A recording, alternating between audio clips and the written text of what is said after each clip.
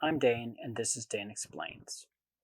Almost through the days Jesus ascended, Christians have thought he's going to return soon. You even see some of the writers of the Bible clearly thought Jesus was going to return in their lifetime. Paul even indicates people should not bother getting married because why bother if Jesus is about to return? There have been people in every generation since then that think theirs is the last one, all the way up till today. However, today there are many things that are happening that fit quite nicely with the predictions in the Bible about the end. Well, I think we still have a while to wait. Let me explain why.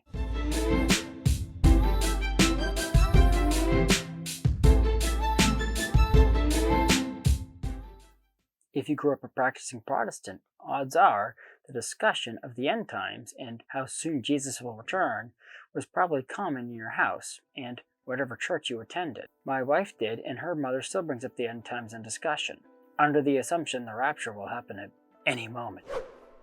Heck, I grew up Catholic, and the end times were discussed a lot in my house as well, which has actually been on the unusual side these days.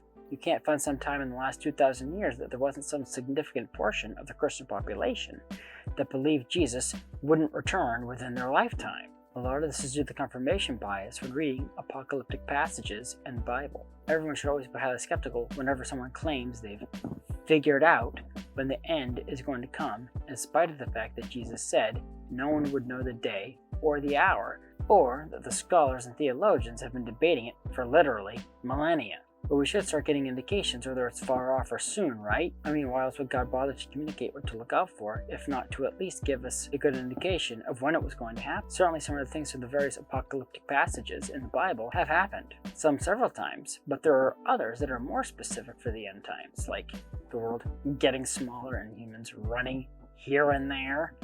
There have been an increase in natural disasters as well, but that's dampened by our better communication, allowing us to be more aware of when natural disasters happen somewhere in the world.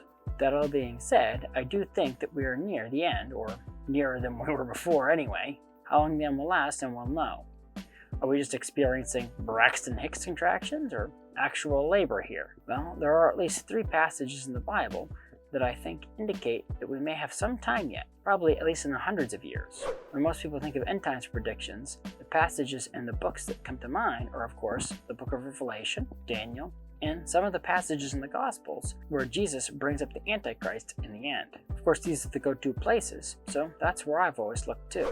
Well, this year my family's been listening to Father Mike Schmidt's Bible in a Year, where Father Mike reads through the whole Bible in 365 days and gives some commentary. Well, recently, he's been going over the book of Isaiah. Isaiah was a prophet in Judah just before the Jewish exile to Babylon.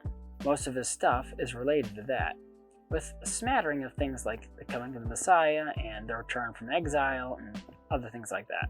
But we got to Isaiah chapter 24, and it's all about the judgment of the whole earth. I'm not going to read through the whole thing, but just the relevant passages. Isaiah 24:21.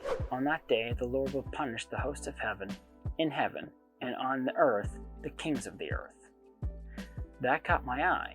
It reminded me of another passage from the book of Revelation, which I'll go into a second. It goes on. They will be gathered together like the prisoners in a pit. They will be shut up in a prison, and after many days they will be punished. The moon will be abashed, and the sun ashamed. For the Lord of hosts will reign on Mount Zion, and in Jerusalem, and before his elders. He will manifest his glory. The last part is obviously a not-so-veiled reference to Jesus' second coming. The interesting part is the reference to God punishing the host of heaven. One thing people have to remember is the ancient Hebrews thought there were several heavens, starting with the sky, going to the stars, and beyond the stars, until finally reaching high heaven, where God resides. There is no evil to be punished in high heaven, so the passage must reference some heaven in between. This got me curious, so I looked around and found this in Isaiah 34, which is a chapter on the judgment of the nations. Isaiah 34:5. All the hosts of heaven shall rot away, and the skies roll up like a scroll. All their hosts shall wither like a leaf withering on the vine, or a fruit withering on the fig tree. When my sword has drunk its fill in the heavens, lo, it will descend upon Edom, upon the people I have doomed to judgment. This again seems to be referencing the same thing as in Isaiah 24. it seems there will be a judgment of the host of heaven, either right before or during the judgment on earth. Now, I mentioned earlier, this reminds me of another passage in the book of Revelation that seems to indicate something similar. Revelation 19, 17, and 18. Then I saw an angel standing on the sun.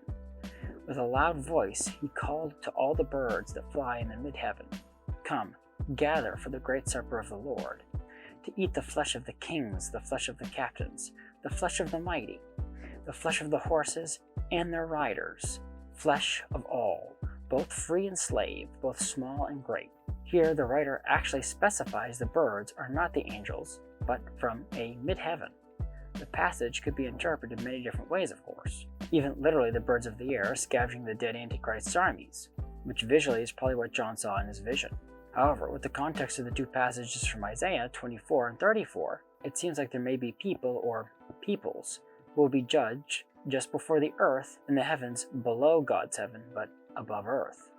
Otherwise, the place we know today is space. Also, angels and demons already had their judgment, so this could either be a veiled reference to the existence of intelligent aliens, or that we have at the very least started to colonize space. Since the real evidence for aliens is extremely weak, I'd lean towards the latter explanation as the most likely of the two. So the end just might take a little longer to unfold than some would have us believe. Thank you for watching.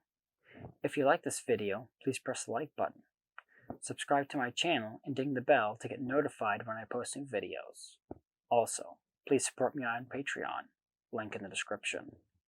The more people support me, the more time I can dedicate to making videos like this one. So, until next time, have a great week.